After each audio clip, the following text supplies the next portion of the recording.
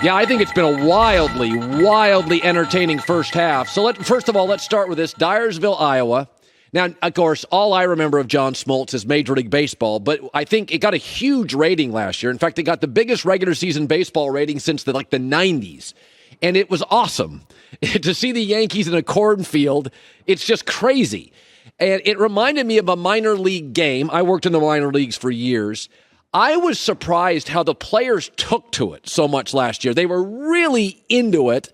And you were there. What was your interpretation of last year and how it landed?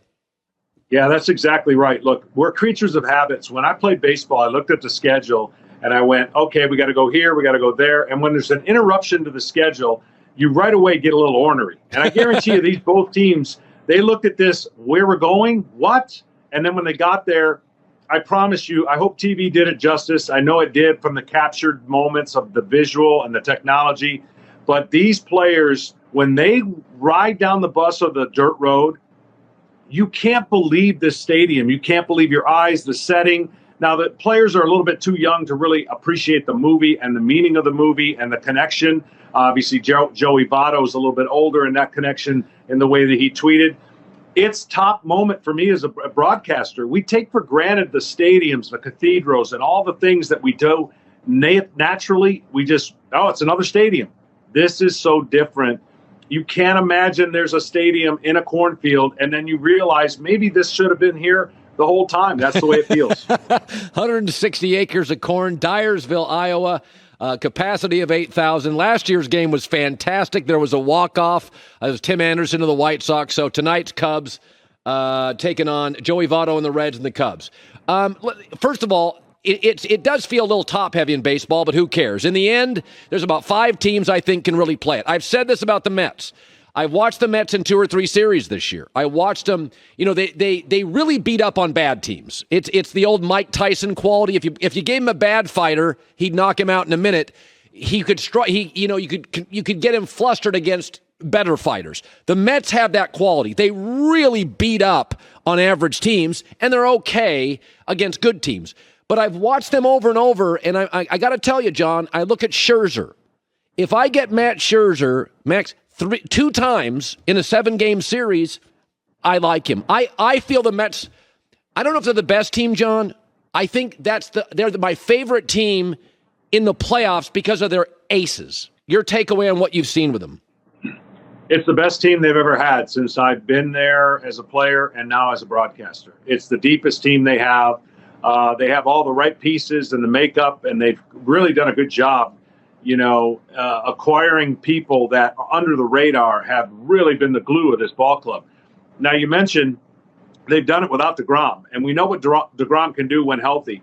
I thought there for a moment that they were vulnerable, that the Braves could catch them, but I think now they're in a position not only to secure one of the best 2 records in the league, but prized and poised to possibly go all the way.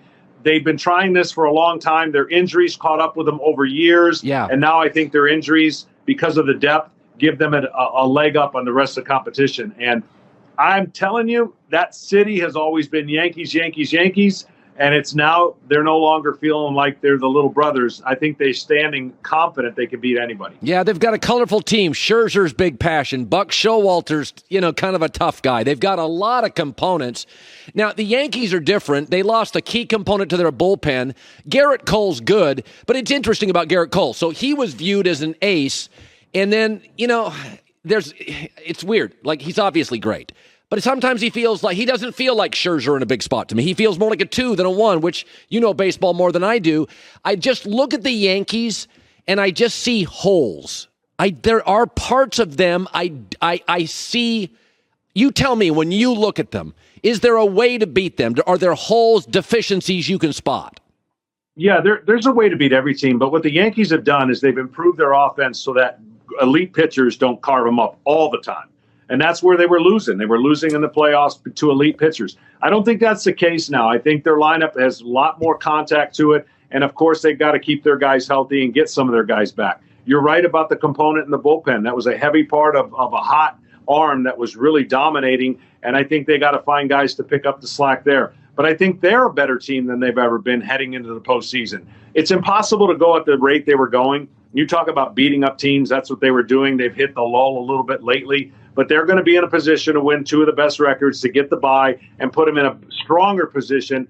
Look, they feel like they've got to go through Houston. Whether or not that actually comes to maturation, comes to happen, they've got to beat elite pitchers. They know that, and their offense is good enough to do it, and their pitching has a little bit of weakness because of some injuries, but they're more complete than they've ever been when they get to this time of the year.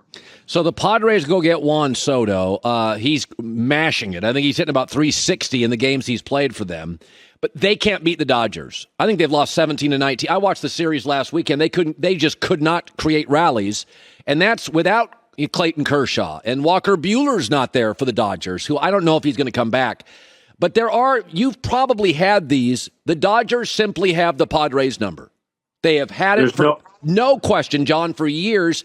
And you've probably had a team. Your Brave teams dominated a lot, but when you watch the Padres Dodgers, I don't think that the talent discrepancy is that large, but the outcome discrepancy is. Yeah, that's something that over time usually works itself out. But here's the big deal: you have to prove to yourself as a team that you can beat the other team that you haven't been able to do. I did a game about a little over a month ago. There were 1.5 game difference between the Padres and the Dodgers. Now look, and that's how quickly they made it happen last year. All the hype last year with the new age kind of energy that the Dodgers or that the Padres were bringing out taught the Dodgers something indirectly, and then the Dodgers ran away by 20-some games. You have to prove it. Even though you've got a roster similar, until you go out and beat that team, until you feel like you can compete on a daily basis, that is a hurdle that most teams have a hard time overcoming. And then once they do, they feel like they can beat anybody. So it's going to be fun down the stretch, but no doubt the Padres need Tatis in the lineup, and it's taken a long time to this point. Hi, everybody. Thanks for watching. Subscribe here to get the latest from the show.